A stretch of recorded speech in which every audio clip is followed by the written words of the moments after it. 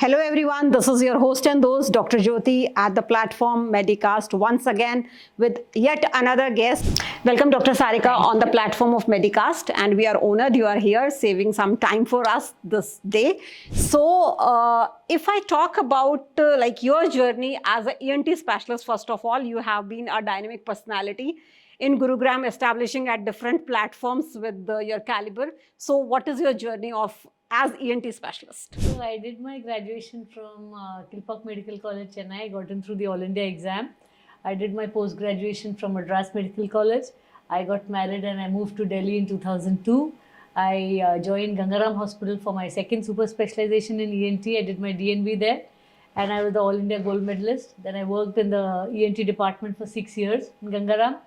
And so it's been a very long journey. Doctors कहते हैं बहुत लंबा पढ़ते हैं. So yeah, I studied 14 years in school and 16 years after school. But 2009 we moved to Gurgaon and I started my clinic. I joined multiple hospitals, and now I have a chain of clinics called Allergy Doc. I now have 12 centers in 5 different cities. I do my surgeries in Max Hospital Gurgaon, but most of the time I do a lot of allergy work. Okay, so I think our guests all here who has been listening to you must be impressed with your portfolio as an ENT specialist and specifically as an allergic doctor this day. So what makes you to choose allergy as the super specialization, I would say, or like the main domain of your practice? So when I moved to Delhi in 2002, I had the privilege of working with Dr. S.K. Kakkar, who's the director of AIIMS. And he was my mentor, and he suggested to me there are very few allergy specialists in India, and उनका ये कहना था allergy is the thing of the future. And I went to Bombay Hospital. I trained in 2003 in Bombay Hospital. For the last 21 years, I've been working on allergies. My thesis in Gangaram was on allergies. And over a period of time, I realized that there was a myth that allergy cannot be treated. And now the tagline of my clinic is allergy is treatable. And I have spent the last 2 decades of my life treating allergy patients and helping them lead allergy-free life. And now patients, when they come back to me, they're like, ab to sneezing hoti nahi hai. After 6 months of their treatment, they're in almost disbelief that now our symptoms have gone. So that is something that I enjoy doing the most. Okay.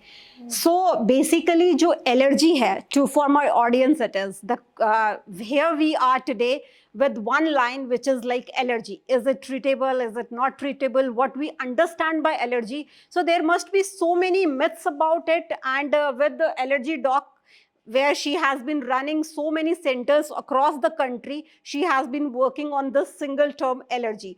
तो यदि सारिका मैं आपसे पूछूं कि allergy lemon की term में, जैसे हम जब भी किसी को बोलते हैं डॉक्टर मुझे एलर्जी है, तो उस वर्ड को हम कैसे एक्सप्लेन करेंगे कि allergy what does it mean actually to a person who doesn't know कि मुझे ईएनटी डॉक्टर के पास जाना है या मुझे स्किन वाले के पास जाना है, what they understand और what they should know about allergy?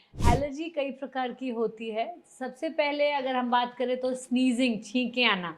कई लोग हैं जो सुबह उठ के खूब छींके मारते हैं. छींके आना, नाक बंद होना, नाक से पानी आना, नाक में खारिश होना, आंखों में जलन होना, ये सब इसको एलर्जिक राइनाइटिस बोलते हैं. तो ये नाक की एलर्जी है. इसके बाद होता है एलर्जिक ब्रोंकाइटिस, जिसमें सांस नहीं आना, फेफड़ों में घुटन होना, बच्चे जो खांसी करते हैं पूरी रात, जो बच्चे नेबुलाइजर पे होते हैं, जिन लोगों को इन्हेलर की ज़रूरत होता है, वो एलर्जिक ब्रोंकाइटिस या एस्मा में आता है. देन देयर इज अर्टिकेरिया, जो स्किन एलर्जी है, जिसमें धाफड़ निकलते हैं या छोटे छोटे दाने निकलते हैं, खूब खारिश होती है, उसको या अक्यूट होता है या क्रॉनिक होता है, जिसको depending on the duration. And then there something called angioedema, जब जिसमें होंठ सूज जाते हैं या ईयर लोब सूज जाते हैं, कई बार टंग सूज जाती है, आईलिड्स, वो एंजियोएडिमा है. Angioedema is a dangerous kind of allergy, because जो नॉर्मल एलर्जी होती है, जब हाइव्स होते हैं तो it affects the epidermis, the superficial layer of the skin. लेकिन angioedema the deep seated allergy होती है, जिसमें डर्मिस जो है सूज जाता है. एंड ये कभी कभी डेंजरस हो सकता है, क्योंकि अगर आपके लैरिंग्स, जिसमें सांस लेते हैं, उसमें एंजियोएडिमा हो जाए, जैसे ड्रग, तो लाइफ थ्रेटनिंग हो सकती है. आपने रिसेंटली पढ़ा होगा, almost about year and half back, a child at a cheese sandwich and he was a severe allergy and he died. तो इंडिया में क्या है, एलर्जी बहुत निग्लेक्टेड फील्ड है. लोगों को पता ही नहीं है कि ये एलर्जी है. इवन डे केयर सेंटर्स में अगर किसी बच्चे को एलर्जी होती है वो क्या सोचते हैं कि शायद कीड़ा काट गया होगा. So that is a very low level of awareness in India. लेकिन अब thanks to the internet, thanks to Google searches, लोगों को अब ये तो समझ आ गया कि एलर्जी है. And now people are actually looking for the allergy specialist and finding me. कई डॉक्टर्स मेरे पास डायरेक्टली पेशेंट भेजते हैं कि ये पेशेंट को कई सालों से हम ट्रीट कर रहे हैं, इनको स्नीजिंग है, एस्मा है, वीजिंग है. कई पीडियाट्रिशियंस भेज रहे हैं, ENT सर्जन्स तो बहुत सारे लोग भेजते हैं across the country. I get patients from across the country. I get patients from across the world. Various people are finding me different continents से, because dedicated allergy work बहुत कम लोग कर रहे हैं. And मैं क्योंकि अभी 20-21 साल हो गए, that's a huge body of work. Yes. So इस दौरान जो 20-21 साल का आपका एक्सपीरियंस सिर्फ एलर्जी को लेके है, and you have been doing a fantastic job in that. And I think being doctors तो चलो हम inter speciality we know better when to refer to you basically, but यदि लेमन की बात करें तो yes you have like explained so wonderfully कि हमें ये समझ में आता है टू माय ऑडियंस कि एलर्जी एक ट्रीटेबल डिजीज है एंड बहुत तरीके की या प्रकार की होती है जो डॉक्टर सारिका ने अभी आपको बताई. सो ऐसे किसी भी लक्षण के दौरान यदि आप झेल रहे हैं कि कुछ ऐसा आपके साथ हो रहा है, then it is like you have to go to a specific person. बहुत सारे पेशेंट्स इंडिया में जो हम देखते हैं where there is like RMP practice, और बहुत सारे देसी नुस्खे अपनाते हैं कि एलर्जी है तो मच्छर काट गया होगा, जैसे आपने बोला अभी कि या कुछ कीड़ा काट गया होगा. तो ये सारे जो मिथ्स हैं इनको जो लोअर लेवल पे डॉक्टर्स हैं, एक स्पेशलिस्ट तो समझ सकता है, बट जो RMPs हैं, जो लोकल बॉडीज हैं जहाँ पे जनरली अप्रोचेबल हैं in the periphery of the country, तो वहाँ पे आपको क्या लगता है कि कितना लोगों के अंदर अवेयरनेस है या कितनी अभी ज़रूरत है उनको अवेयर करने की? बहुत अच्छा क्वेश्चन है आपका, बिकॉज हम लोग जो देखते हैं, ये मुझे अगर आपके पॉडकास्ट के माध्यम से एक मैसेज मैं RMPs को या जनरल प्रैक्टिशनर्स को देना चाहती हूँ कि स्टीरॉयड, ओरल स्टीरॉयड आपने किसी भी पेशेंट को नहीं देना है. आप एंटी एलर्जिक दे सकते हैं, कोशिश करिएगा एंटी एलर्जिक ऐसा दीजिए जिससे नींद ना आए. Least sedative antihistamine, the one that is best for the patient. तो उसमें बिलास्टिन आ जाता है, फेक्सोफेनिडीन आ जाता है, लोराटिडिन आ जाते हैं. देयर मेनी मॉलिक्यूल जिससे नींद नहीं आती, क्योंकि आज भी पेशेंट है जो एविल खा रहे हैं या सेट्रिजिन खा रहे हैं, क्योंकि ये सब बहुत सेडेशन कॉज करती है. और खासकर जिस सेटअप में हम हैं, अर्बन सेटअप है, या people have a very high pace of life, यहाँ पे आप पेशेंट को दवाई दे दो जो 6-6 घंटे सो रहा है, तो दैट्स नॉट प्रैक्टिकल. सो अगर मेडिकल प्रैक्टिशनर्स की बात करूँ तो आपने एक चीज़ ध्यान रखनी है, आप एंटी एलर्जिक ऐसा दीजिए जिससे पेशेंट को नींद ना आए. एंड कोशिश करिए that you do not give oral steroids. Oral steroids are not the first line of treatment for any kind of allergy unless it's a severe drug reaction or a severe anaphylaxis where it is life saving. But उसके अलावा जैसे हम लोग, मैं कई सालों से, कहीं हरियाणा में हो, चंडीगढ़ में हो, पंजाब में हो, ओरल स्टीरॉयड, मेड्रॉल लिखना, वाइसलोन लिखना, डेफकॉर्ड लिखना, ये बहुत कॉमन है. एंड ये मैल प्रैक्टिस है. That is one of the reason जिसकी वजह से इंडिया में डायबिटीज हो रहा है. And you know now we have become the diabetic capital of the world. Other than our lifestyle changes, other than this, ये steroid भी एक बहुत बड़ी चीज है. एंड आई थिंक स्टीरॉयड, ये आप भी एग्री करेंगे कि स्टीरॉयड एक ऐसा ड्रग माना जाता है कि यदि वो ओवर द टाइम दिया जाए किसी भी पेशेंट को, so overall immunity for the drugs reduces and it might cause in a long term, यदि वो यूज करते हैं तो ज़्यादा साइड इफेक्ट्स हैं using steroids. They make them the particular person weaker, I suppose. नहीं, नॉट ओनली वीकर, वो आपकी बोन्स वीक करता है. Correct. वो आपकी जो पोस्चर चेंज कर देता है, आपको गैस्ट्रिक अल्सर्स हो जाते हैं, आपको डायबिटीज की तरफ ले जाता है. सो ओरल स्टीरॉइड्स खतरे की घंटी है. It's a double edge sword. अगर सही समय पे दिया जाए, सही डोजेज पे दिया, इट्स लाइफ सेविंग. लेकिन आप रैंडमली हर बीमारी के लिए, बुखार के लिए, अभी परसों मेरे ड्राइवर को फीवर हुआ, उसके टाइफाइड आया, तो मैं प्रिस्क्रिप्शन मांगी तो उसमें स्टीरॉयड लिखा हुआ था.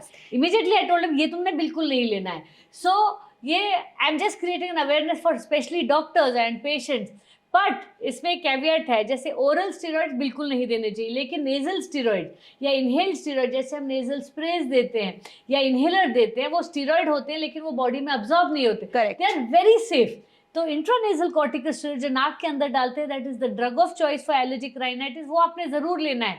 अगर हम जैसे कहते हैं पेशेंट्स को कि बच्चों के लिए जो स्प्रेज बने होते हैं, एक पफ दोनों तरफ सुबह शाम अगर आप देंगे 10 साल के लिए, इसकी कोई साइड इफेक्ट नहीं है. तो हम हर पेशेंट को जब समझाते हैं, बता देते हैं कि ये जो स्प्रे है ये स्टीरॉयड है, बॉडी में अब्जॉर्ब नहीं होता, लोकली एक्ट करता है, बहुत सेफ है, they don't get absorbed in the body, वो लोकली एक्ट करते हैं, बहुत सेफ हैं, बच्चों के लिए बने हैं, तो ये जो है बिल्कुल आप आराम से यूज़ कर सकते हैं।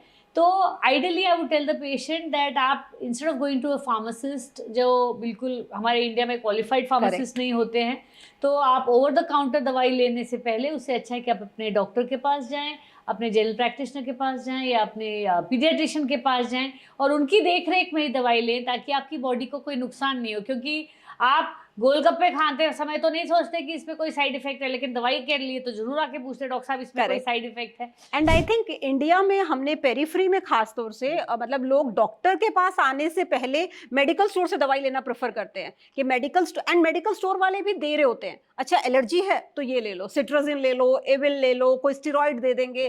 सो those are the drugs I think which are very easily available in our country. सो ये सब लोगों के लिए है कि बिफोर टेकिंग द मेडिसिन आपको जरूर कंसल्ट करना चाहिए। वो कंसल्टेशन फीस डॉक्टर की जो होती है वो बहुत ज्यादा नहीं है एज कंपेयर टू आपकी हेल्थ, उसकी कीमत तो कोई लगा ही नहीं सकता, तो हम उसमें कॉम्प्रोमाइज कभी भी ना करें। And steroid as doctor Sarika said is available, and वो किस तरीके से लेना है वो एक्सपर्ट के सजेशन के बाद लेंगे, तो आई थिंक वो साइड इफेक्ट्स नहीं होंगे। आपने जो ओवर द काउंटर की बात करूं तो मैं आपको बता दूं, इंडिया एक इकलौती कंट्री है जहां पे ओवर द काउंटर आपको हाई एंड एंटीबायोटिक्स मिल जाते हैं। मैंने सेफ्टम, ऑगमेंटिन ऐसे ओवर द काउंटर 2-2 गोली बिकते देखा है, एंड बड़ा दिल दुखता है क्योंकि इससे क्या होता है, एंटीबाइक्रोबियल रेजिस्टेंस हो जाती है।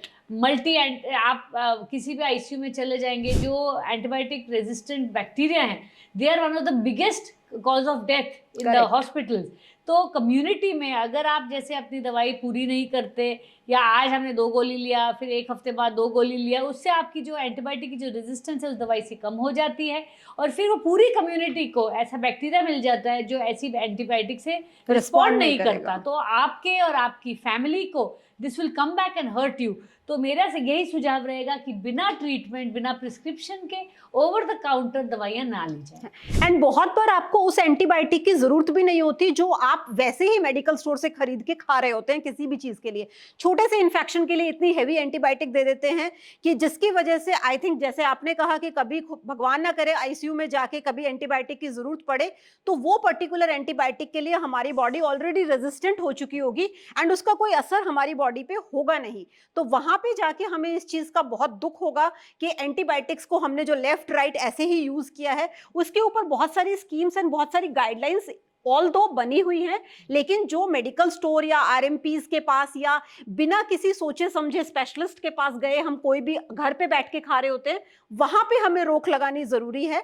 And proper suggestion and consultation के बाद जो भी आपके इंस्पेक्शन को देखते हुए प्रिस्क्राइब की जाए, I think that is the best choice. तो डॉक्टर सारिका, एक और सवाल जो इंडिया को लेके हम करेंगे कि व्हाट डू यू थिंक कि इंडिया के अंदर एलर्जी का प्लेस क्या है, what exactly it is affecting, कितना असर वो कर रहा है और कितना क्राउड हमारा इंडियन पॉपुलेशन जहाँ पे पोल्यूशन भी है, जहाँ पे एलर्जेंस भी हैं, और किस किस टाइप के एलर्जेंस हैं जो इंडियन पॉपुलेशन को हिट करते हैं, तो उसके ऊपर प्लीज थोड़ा सा बताएं। एलर्जी जो है बहुत कॉमन बीमारी है। There is over time it has now increased to almost 1 in 4 people, 25% people suffer from allergy at some point in their time, so in their life. So it's a very very common disease. जैसे हम cancer affects less than 1 out of 1,000 people, लेकिन we are spending so much money and so many hospitals are working on research to save cancer patients. लेकिन allergy affects 25% of the population. There are very few allergy specialists. There's very little work being done. So the amount of funds that's coming into research is also very limited. तो allergy बहुत ही prevalent disease है, और अगर हम pediatric age group में देखेंगे तो they say the incidence is almost as high as 30 to 40%. That means every third child, और खासकर दिल्ली NCR जैसी जगहों में यहाँ पे I see children on a nebulizer. Almost every 4th house here has a nebulizer जिसको bronchitis की treatment की ज़रूरत है। तो एलर्जीज बहुत कॉमन बीमारी है और इसको ट्रीट करना ज़रूरी है। और जो दूसरी बात आपने की थी वो तो पोल्यूटेंट्स की, जो आपने कहा जब पोल्यूशन बहुत हाई हो जाता है तो पोल्यूशन में बहुत सारी चीज़ें आती हैं, जैसे nitrous oxide, sulphur dioxide, ozone, ये जो particulate matter 2.5, particulate matter 10, all of these acts as irritants.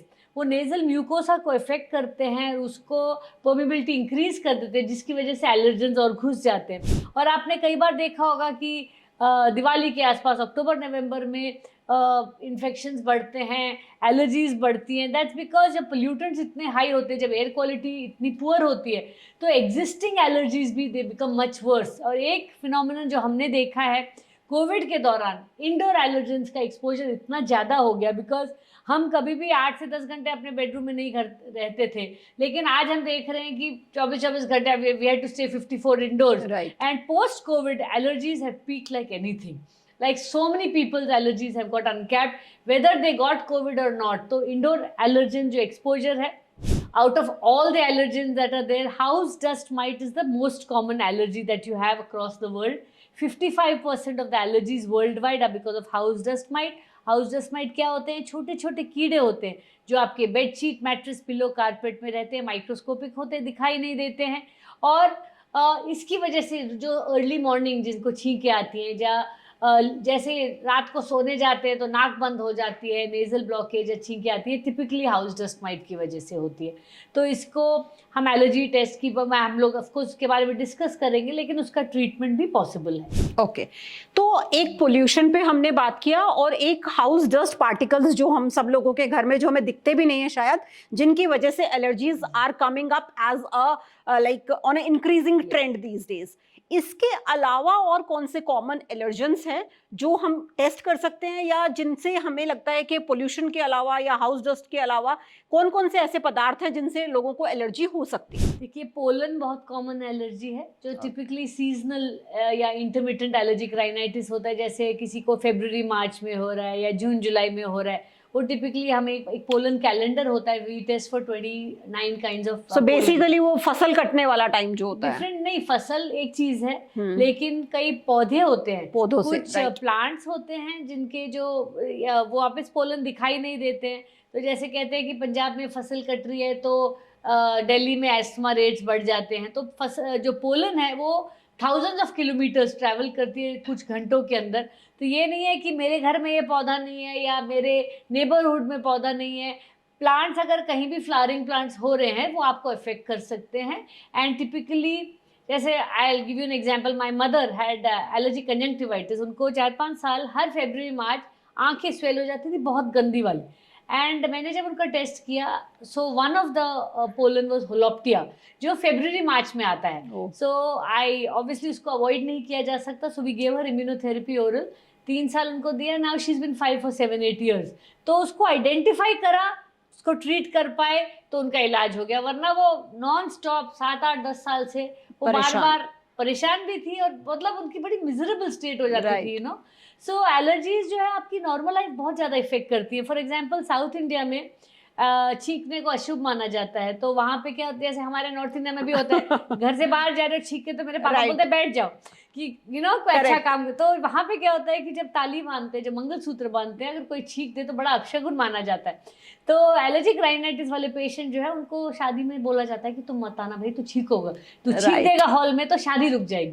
तो एलर्जीज का सोशल भी एक बहुत इम्पोर्टेंट एक एस्पेक्ट है, और खासकर पोस्ट कोविड जब लोगों को अपनी इन्फेक्शन के बारे में इतनी अवेयरनेस हो गई है, अब जो पेशेंट जो छींके वीके मारते थे सबको पता था, अब कोई उनके साथ नहीं बैठना चाहता। तो ऑफिस में जब ये सेंट्रल एसी बहुत ठंडा भी होता है तो एलर्जीज एग्रीवेट हो जाती है कोल्ड एयर से। तो ये भी एक एस्पेक्ट है जो पेशेंट्स को हमारे पास जल्दी भेजता है कि भाई डॉक्टर साहब मैं तो अब ऑफिस में नहीं बैठ पा रहा हूँ, मेरे रूम में कोई नहीं बैठना चाहता, सब लोग बोलते हैं यार तेरे को तो जुकाम है, हमें इन्फेक्ट करेगा। तो इसको भी हमें देखना पड़ता है। अच्छा, और ये तो एक एस्पेक्ट हो गया हमारा एलर्जी को लेके। इसके अलावा यदि हम बात करते हैं, जैसे पॉलन्स हो गए, ये सारी चीज़ें होगी, क्या कुछ फूड एलर्जीज भी होती है जिनके बारे में अक्सर लोग कहते हैं कि मुझे इस खाने से एलर्जी है? तो वो कौन कौन से कॉमन लाइक फूड आइटम्स हैं जिनसे आप अपनी प्रैक्टिस में अभी तक देख पाए हैं कि पेशेंट्स एलर्जिक हो सकते हैं? 9 foods are responsible for 90% of the food allergies। तो फूड एलर्जीज कई बार, जैसे मैंने आपको बताया था, चीज़ से था बच्चा मर गया, तो नट एलर्जीज बहुत ज़्यादा कॉमन है। In the west people are very aware कि उनको सोया से एलर्जी है या पीनट एलर्जी है। इनफैक्ट आप फॉरेन कंट्री में जाएंगे तो there is a label on it कि this contains this food and you be careful. So There are 9 foods that are primarily responsible for most of the allergies. That includes rice and wheat. But then it also includes pulses, grams. जैसे बेसन से कई या चना से severe allergy होती है. Non veg खासकर एग और प्रॉन से लोगों को एलर्जी होती है. Milk, dairy products is a very big Right. category. Then there is nuts, soya. So, but in our practice we normally test for about 55 foods, which covers a lot of things. And कई लोग होते हैं जो specifically कोई particular चीज़ मांगते हैं, and we test them for that. And I have had a patient with very severe coffee allergy. And वो जब मेरे से नाराज़ हो गए कि डॉक्टर साहब आपने मेरी कॉफ़ी बंद करा दी, but within a week his wife called and said पहले दिन में 3 एलेग्रा उनको खानी पड़ती थी. Now he is absolutely okay. लेकिन वो छोड़ नहीं पाए कॉफ़ी, तो फिर मुझे उनको इम्यूनोथेरेपी देनी पड़ी. And he is now able to take coffee in moderate amount and still be asymptomatic. So we are able to help a lot of people. So मतलब we come across different type of allergens here कि जो food items हैं उनसे भी हमें allergy हो सकती है, जो कि बहुत लोगों को नहीं पता होता. And they keep consuming the same food and until and unless we have a test for it, हमें पता भी नहीं चलेगा कि हमें इस फूड आइटम से एलर्जी है. और जब हमें फूड आइटम से एलर्जी पता नहीं चलेगी तो उसको ट्रीट करना बड़ा मुश्किल है. तो जब हमें एलर्जेंस पता चले तो अगला सवाल जो उठता है तो वो ये है कि किस किस टेस्ट से हम पता कर सकते हैं. आज के टाइम पे कौन कौन से टेस्ट अवेलेबल हैं, you must be doing over the time, तो वो प्लीज हमें जानकारी दें कि लोग क्या टेस्ट करा के इसको पता कर सकते हैं. So देखिए, एलर्जी को ट्रीट करने के लिए बहुत सारे टेस्ट अवेलेबल हैं, but basically there is a blood test and a skin prick test. जो ब्लड टेस्ट है काफ़ी सारे लैब्स में अवेलेबल है, from starting from 2000 rupees to 20,000 rupees. Different labs use different techniques. Phadiatop है and immunoblot है, various allergen are there. लेकिन allergy test by blood test is not very accurate. मतलब आपको एक आइडिया देता है but it's not so accurate, somewhere about 40 to 50% accurate. तो मेरे पास लोग आते हैं जो ब्लड टेस्ट की रिपोर्ट लेके आते हैं और फिर सब चीज़ रेड में लिखी होती है, तो कहते हैं डॉक्टर साहब क्या छोड़े क्या खाएं. एंड दूसरी चीज़ ये है कि ब्लड टेस्ट के बेसिस पे हम लोग इम्यूनोथेरेपी या वैक्सीनेशन नहीं दे सकते. तो ideally the globally world over, whether it's American association, whether it's Australian association, whether it's European association, everybody has categorically said, World Allergy Organization, that allergy test by skin prick method is the gold standard of treating allergy. अगर आपको allergy testing skin prick test से होती है, वो आपकी city में available है, that is the best way to do it. 98% accurate है. अगर उसमें आपको सामने दिख जाता है कि ये स्वेलिंग है नहीं, आपको कभी ये शक नहीं होगा कि ये लैब में हुआ, सही हुआ, गलत हुआ, और आपको खुद दिख जाता है, बहुत एक्यूरेट है, पेनलेस है, फटाफट 15 मिनट में आपको रिपोर्ट मिल जाती है. और एलर्जी टेस्ट ब्लड टेस्ट से काफ़ी सस्ता भी है. तो मैं पिछले 21 साल से एलर्जी टेस्टिंग कर रही हूँ, अपने हाथ से करती हूँ. बहुत एक्यूरेट है. Of course as a doctor it is quite time consuming and it is back breaking, लेकिन that something that I very passionate about. And जिस चीज़ में आपको खुशी मिलती है वो आपको करनी चाहिए. Definitely. And mainly I reached out, मैंने इतने सेंटर्स इसलिए बनाए क्योंकि ये सारे पेशेंट मेरे पास नहीं आ पाते. So now I am going out to various cities, going out सब, ताकि ज़्यादा से ज़्यादा लोगों को मैं एक एलर्जी फ्री लाइफ दे सकूं. ये मैंने अपनी ज़िंदगी का मकसद बना रखा है. तो that's what I am doing. बहुत अच्छा. सो हमारे पास आई थिंक इन टोटल एक तो ब्लड टेस्ट हो गया और एक हम स्किन प्रिक टेस्ट जिसे कहते हैं. तो एज यू सेड कि हमें ये पता होना चाहिए कि स्किन प्रिक टेस्ट के ज़्यादा अच्छे रिजल्ट्स हैं, ज़्यादा एक्यूरेट है, और हमें मालूम पड़ जाता है कि किस पर्टिकुलर फूड आइटम या एलर्जन से आपको एलर्जी है. तो यदि हम स्किन प्रिक की बात करते हैं तो द मोमेंट आपने जैसे स्किन प्रिक बोला तो लोग सोचेंगे, या मैं खुद ये सोचती हूँ कि यदि स्किन प्रिक की बात है तो पेनफुल होगा, या उससे मुझे कोई इन्फेक्शन तो नहीं होगा, या कितना टाइम कंज्यूमिंग होगा, बाद में मुझे कोई रैश तो नहीं आएगा, मेरी स्किन तो खराब नहीं हो जाएगी, and which site it is to be done. तो इस टेस्ट के ऊपर हम थोड़ा सा ये कॉमन चीजें बताएं. बहुत अच्छे क्वेश्चंस आर वेरी इंसाइटफुल, क्योंकि स्किन प्रिक सुनते ही डर लगने लग जाता है कि डॉक्टर अभी नीडल चुभाएगा. नहीं, very insightful question. Skin prick test बहुत एक सेफ टेस्ट है. आपकी फोर आर्म्स में किया जाता है, बिल्कुल पेन नहीं होता. I do it on small children, even 2-year-old babies में करती हूँ. The youngest child I done is 8 months old. तो कोई आपको दर्द नहीं होता, और अगर ठीक से किया जाए तो कोई खून नहीं निकलना चाहिए. It is less painful than a blood test. Blood sample में जितना दर्द होता है उससे कम पूरे स्किन प्रिक टेस्ट में हो जाता है. इसमें 15 मिनट लगते हैं दवाई लगाने में, 30 सेकेंड लगते हैं प्रिक करने में, और उसके बाद 15 मिनट में उसमें थोड़ी सी इचिंग होती है और हम रीडिंग लेते हैं. तो पूरा प्रोसीजर जो है including my consultation, it takes about 1 hour. At the end 1 घंटे में आपको रिपोर्ट मिल जाती है हाथ के हाथ, और बिल्कुल दर्द नहीं होता। और अगर मैंने 8 महीने की बेबी पे किया हुआ है तो आप समझ Right. सकते हैं कि it's very safe. I have done it on my own self. मैं अपने हाथ से, दूसरे हाथ से मैं अपने लेफ्ट हैंड से कर चुकी हूँ अपने आप। Okay. तो बहुत ही सिंपल टेस्ट है, पर इसमें थोड़ी स्किल चाहिए होती है, इसमें ट्रेनिंग चाहिए होती है। You have to be registered with the medical council that you have done this training. जिस तरह इन फॉर एनीथिंग, Right, अगर right. आप गायनेकोलॉजिस्ट भी हैं तो आप अपनी चीज़ करते, जैसे हम लोग ENT सर्जन हूँ, तो बिफोर वी वर, हम मेडिकल कॉलेज में before we could do endoscopic sinus surgery face करने से पहले we had to do 100 diagnostic nasal endoscopy. Right. उसी तरह allergy testing has a learning curve. शुरू में हो सकता है आपके टेस्ट रिजल्ट इतने एक्यूरेट ना हो गए, but over time and then you learn, every patient teaches you something, and I have found that I find it very meaningful and very, it gives very soul satisfying कि जो patient इतने सालों से छींकों के साथ आ रहे हैं, या जो बच्चा सो नहीं पा रहा है, कई साल से ना पेरेंट्स सो पा रहे हैं ना बच्चा सो पा रहा है, वो ब्रोंकाइटिस नेबुलाइजर ले रहे हैं, और वो फिर 3 महीने बाद कहते हैं कि डॉक्टर साहब बिल्कुल ठीक है।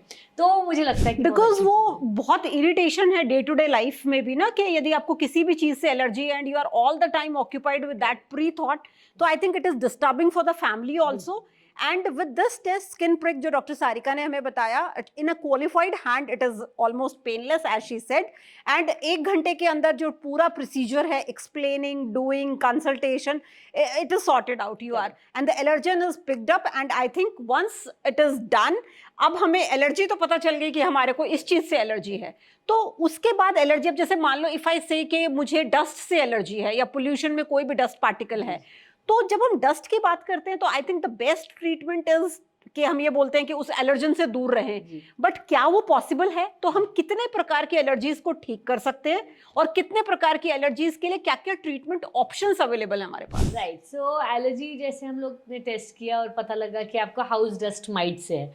House dust might is insect, तो उसके कुछ अवॉइडेंस मेजर्स हैं जो मैं पेशेंट को बताती हूँ कि आपने चादर हर 3 दिन में चेंज करनी है, आपने अपने बेडरूम से कारपेट हटा देने हैं, या अगर जो भी एक्सपोज बुक्स वगैरह पड़ी हैं उनको हटा देना। तो there is a big list which I explain to the patient. अगर आपको डॉग से एलर्जी है तो फिर डॉग पेट को जो अपने बेडरूम से हटा दीजिए, क्योंकि कई बार हमने देखा है कि लोग अपने डॉग उनके बेड पे ही सो रहे होते हैं, तो जो डॉग्स हैं they shed a lot and that's very protein, high protein होता है, तो दैट्स वेरी एलर्जिक।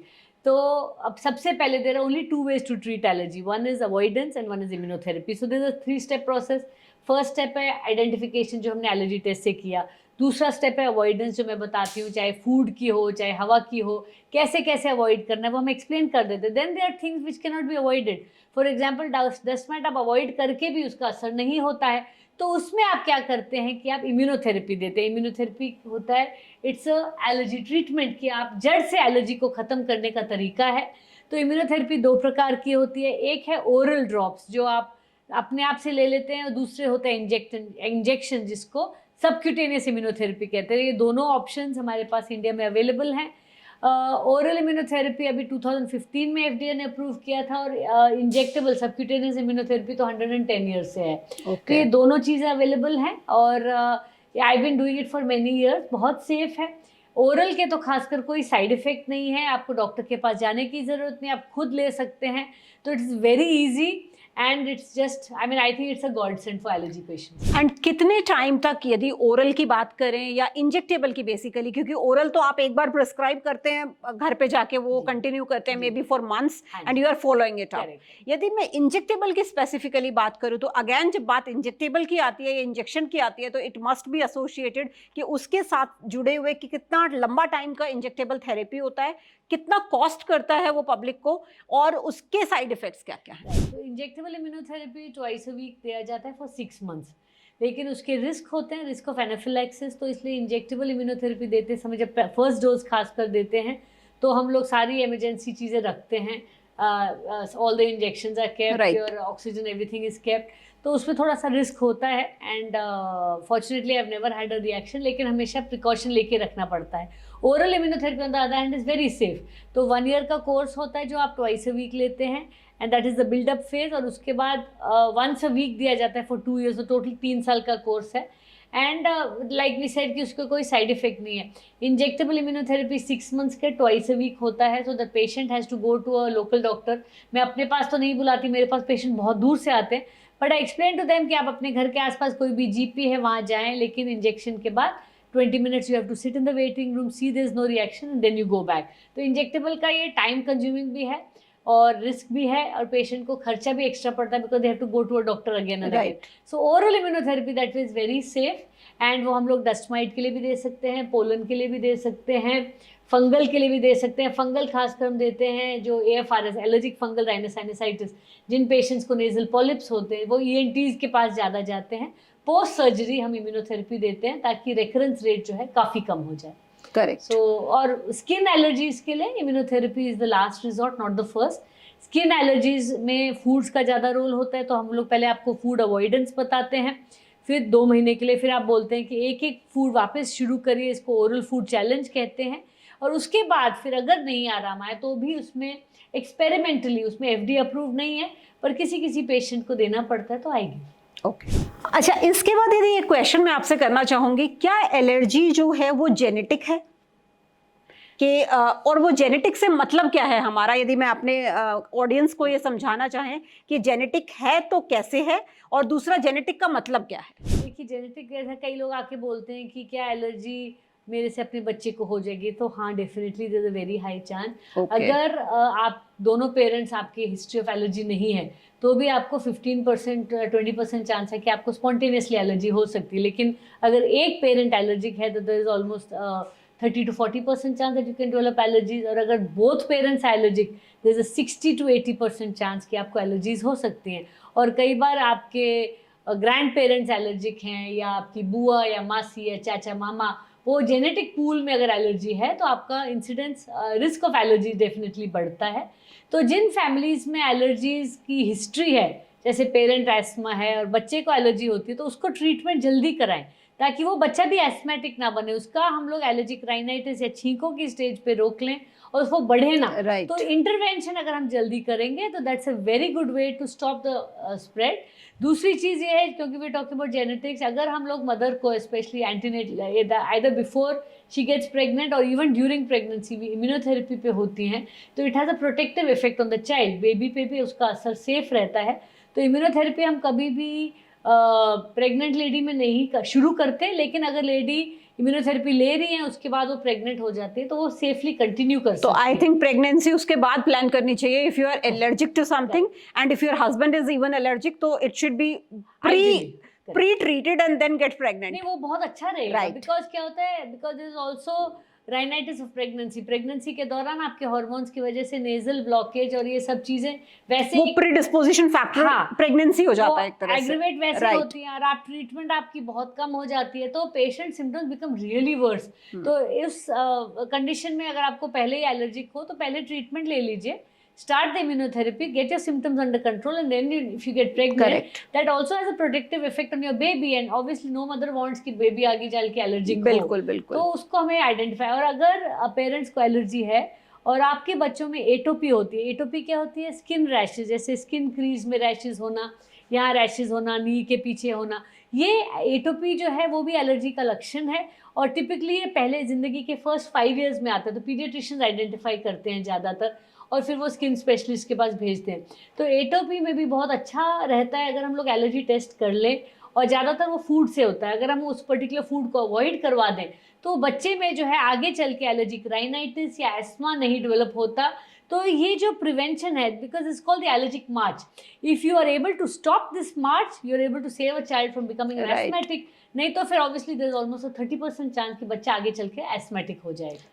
तो it can be treatable and it can be preventable, both. So prevention is always, we say that, better than cure. तो यदि हमें parents हमारे प्रीडिस्पोज्ड हैं या पेरेंट्स ऑलरेडी एलर्जिक हैं तो होने वाला बच्चा का प्रीडिस्पोजिशन टू एलर्जी ऑटोमेटिकली बढ़ जाएगा, और उसको प्रिवेंट किया जा सकता है यदि वेल इन टाइम आपकी हिस्ट्री प्रॉपरली डॉक्टर को बताई गई हो या उसको ट्रीट किया गया हो। तो आई थिंक तो उस संदर्भ में हम एक अच्छा नॉर्मल बच्चा पैदा करा सकते हैं एंड उसके चांसेस या फिर कम कर सकते हैं एटलीस्ट। इसके बाद यदि हम बात करें, एज यू सेड कि एलर्जी प्रिवेंटेबल भी है, एलर्जी ट्रीटेबल भी है, तो कुछ क्या ऐसी एलर्जीज हैं जिनको हम किसी भी टेस्ट से नहीं पता लगा सकते?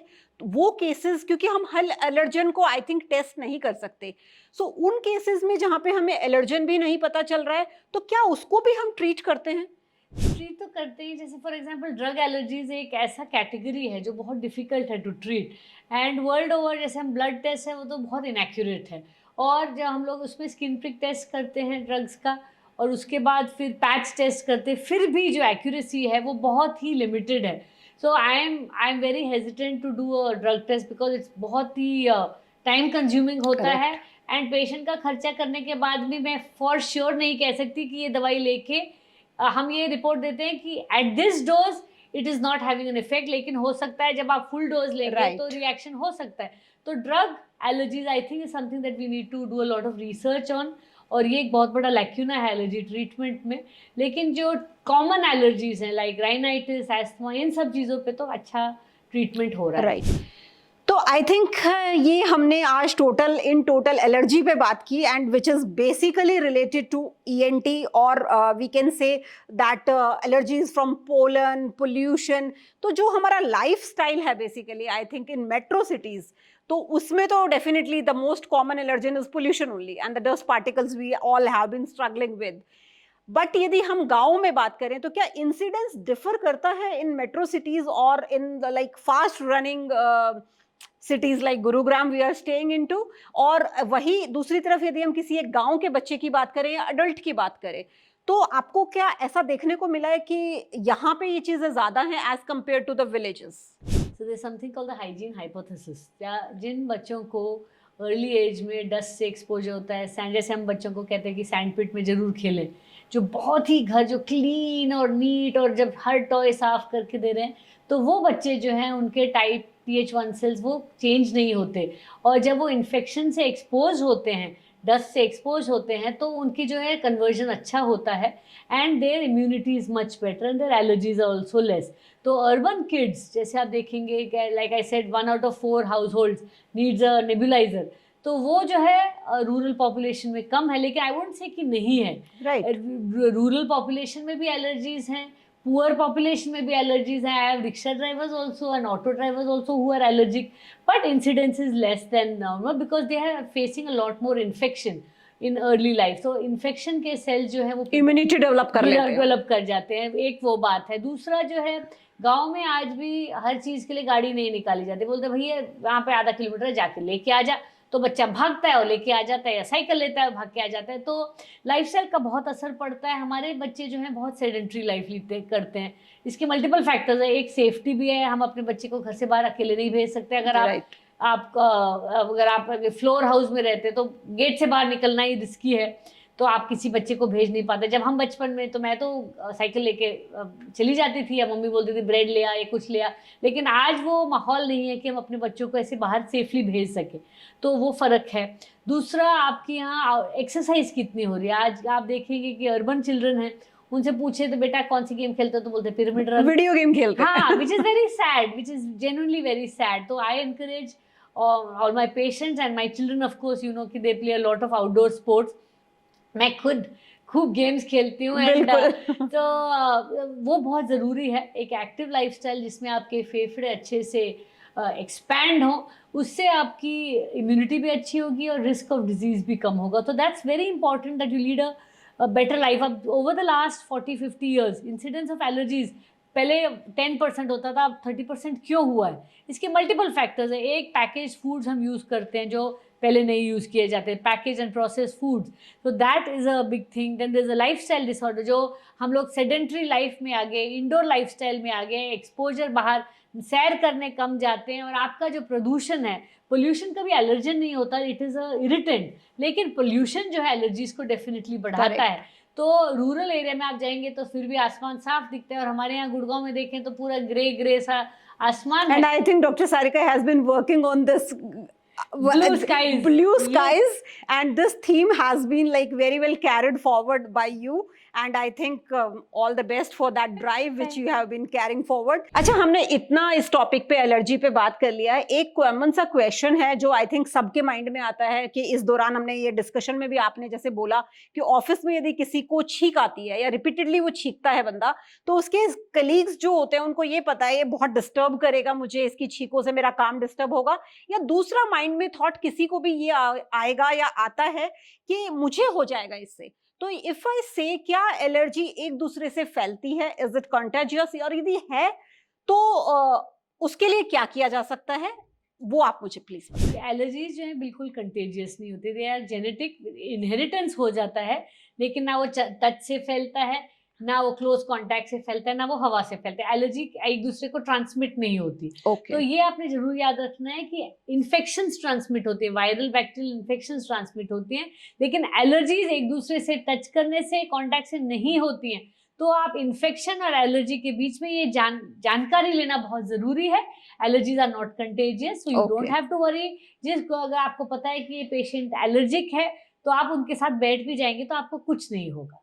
अच्छा, वेरी गुड. इसके अलावा एक चीज और जो दिमाग में आती है कि जैसे आपने कहा कि यदि वो वायरल है, कि किसी को जैसे वायरल के सीजन में हम ये बोलते हैं कि इसको कोल्ड हो रहा है या कफ हो रहा है, तो वो उसमें और एलर्जिक राइनाइटिस में कैसे कोई लेमन डिफरेंशिएट करेगा कि इसको कफ वायरल वाला है या कोल्ड वायरल वाला है या ये एलर्जिक है.